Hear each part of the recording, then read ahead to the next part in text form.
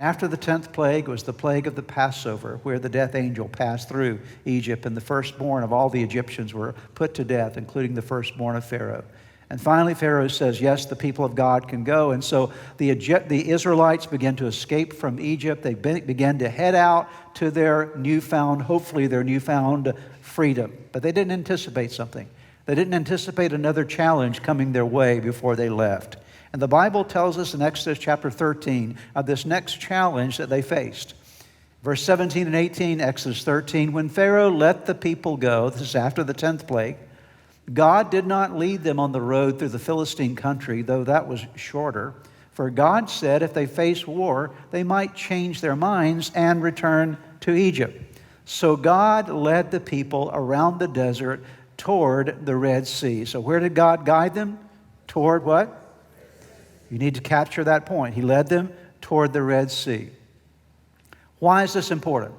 Because here they are heading out of Egypt, and God could have led them on a shorter route, but he says, I'm not going to lead you the short way. Actually, I'm going to take you to the Red Sea, which from a human perspective made no sense because the Red Sea was uncrossable.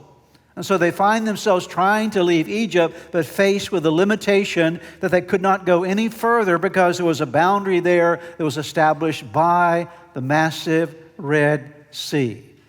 I'm sure they did not initially think of this as being a problem as God is leading them, but suddenly they recognize that they are in trouble because they now have in front of them something that's going to hinder them from getting out of the land. And to add to their troubles, Pharaoh's back looking over the situation, realizing, I've let all of my labor force go.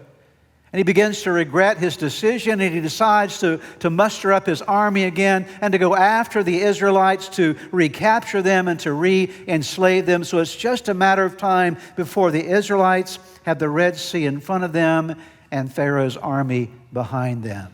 They thought they were heading out of Egypt, but here they are facing a terrible set of limitations and a terrible set of we might call threatening circumstances. How are they going to deal with this very, very tough situation? They thought one thing was happening and something else happened. They had no options. Oftentimes in life, that's exactly where we find ourselves.